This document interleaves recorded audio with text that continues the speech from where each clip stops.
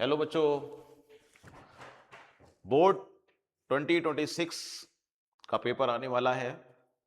कुछ important reactions जो board के पॉइंट ऑफ व्यू से बड़े इंपॉर्टेंट हैं उनके बारे में मैं आपको बताने जा रहा हूं। एक रिएक्शन बताऊंगा, ठीक है, मैकेनिज्म के साथ बताऊंगा जिसके आने की बहुत ज्यादा संभावना है। ठीक है, आइए सबसे पहले हम लोग सीखते हैं some important reactions and their mechanism. बच्चों टोटल जितनी भी रिएक्शंस हैं उनमें से आप समझ के रखिएगा कि वो दो मैकेनिज्म उसमें पूछी जा सकती हैं नेमिंग रिएक्शन के तौर पे। जैसे कि देखो अल्कोहल फिनॉल ईथर एक ऐसा चैप्टर है जिसके अंदर एक बड़ी इंपॉर्टेंट रिएक्शन है hydration of ethene to yield the ethanol. बच्चों ये बताना चाहता है कि आप एल्कीन से अल्कोहल कैसे बनाएंगे। This is the method of preparation. ठीक है, आप देख रहे हो एक मैं एग्जाम्पल आपके सामने ले रहा हूं कि मेथड ऑफ प्रिपरेशन में सबसे पहले इथीन जो है वो वाटर के साथ रिएक्ट करता है और in the acidic medium then form ethanol. CH2 double bond CH2 plus HOH in the presence of acidic medium CH3 CH2OH। ये इसका मतलब है एल्कोहल का फॉर्मेशन हो गया एल्कीन से।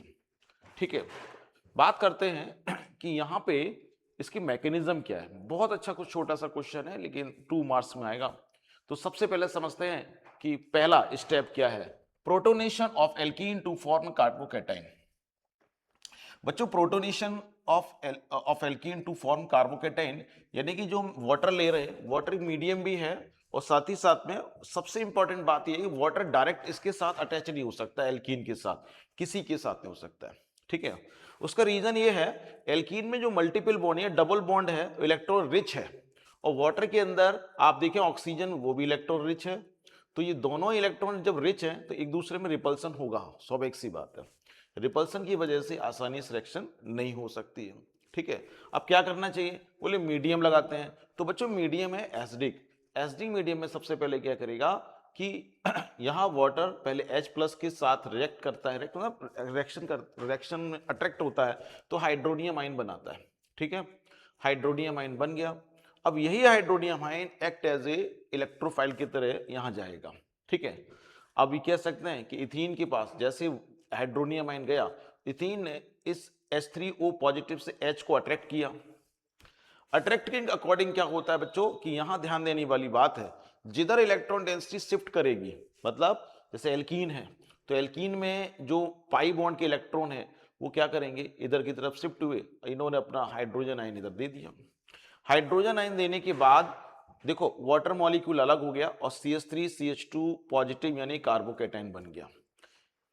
इसका बनना ही सबसे इंपॉर्टेंट है कार्बोकैटायन का, CH3 CH2 पॉजिटिव कार्बोकैटायन बन गया। तो पहला स्टेप हमारा हो गया, प्रोटोनेशन हो गया। ठीक है, उसके बाद नेक्स्ट स्टेप जो है न्यूक्लियोफाइल, स्टेप नंबर 2 है nucleophile attack of water on carbocation. बेटा जब इस पे पॉजिटिव चार्ज आ गया, इसका इलेक्ट्रॉन डेफिशिएंट स्पीसीज बन गई है। इलेक्ट्रॉन डेफिशिएंट स्पीसीज पे वाटर मॉलिक्यूल अटैक करेगा, तो वाटर मॉलिक्यूल जब अटैक करता है तो बेटा उसके अकॉर्डिंग यहाँ पे एक ऐसी कंडीशन वाली बात बनती है जिससे कि ऑक्सीनियम आयन बनता है। ठीक है, ऑक्सीनियम आयन बनता है तो ये अनस्टेबल होता है। अनस्टेबल क्यों होता है, उसके पीछे रीजन ये है कि ऑक्सीजन इन नॉर्मल कंडीशन में अपने दो बॉन्ड बना के स्टेबल रहता है। अब आप देख रहे होंगे ऑक्सीजन ने अपना लोन पेयर जब इसको प्रोवाइड कराया है तो बॉन्ड बनाया है, यहां पर इस पर पॉजिटिव चार्ज आ गया, ऑक्सीजन जो है वो पॉजिटिवली चार्ज हो गया है जो कि अनस्टेबल है, बहुत ज्यादा स्टेबल नहीं है, पॉजिटिवली चार्ज। अब यहां से डीप्रोटीनेशन होगा। डीप्रोटीनेशन मतलब होता है प्रोटॉन का रिमूवल हो जाना। ठीक है, क्या होता है जो वाटर में आपने मीडियम में लिया है वाटर खुद अट्रैक्ट करता है। ठीक है, अट्रैक्ट करता है और फिर से H प्लस को निकालने के बाद, क्योंकि H प्लस जो है देखो 2 H है, इसमें से क्या होगा लोन पेयर इलेक्ट्रॉन ऑक्सीजन ले लेगा। ऑक्सीजन जब लेगा तो यहाँ पे क्या होगा कि बेटा इसको इलेक्ट्रॉन मिलके ये बॉन्ड आसानी से ब्रेक डाउन करने के बाद वाटर के साथ मिलके फिर से हाइड्रोनियम आयन बना लेता और इथेनॉल की फॉर्मेशन हो जाती है। ठीक है, आप देख रहे हो ये फिर से हाइड्रोनियम आयन फिर से ये प्रोसेस शुरू करेगा और एक कंडीशन ऐसी है कि इथीन्स टू अल्कोहल की फॉर्मेशन होती रहेगी।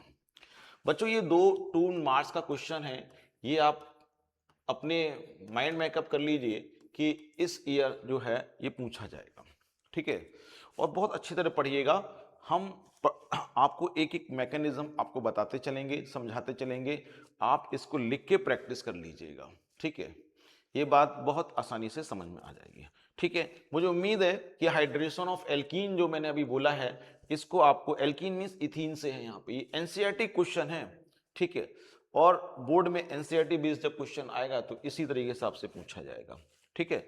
मुझे उम्मीद है कि आप इसको तैयार करेंगे, ठीक है। नेक्स्ट मैकेनिज्म पे हम लोग बात करेंगे नेक्स्ट। Thank you.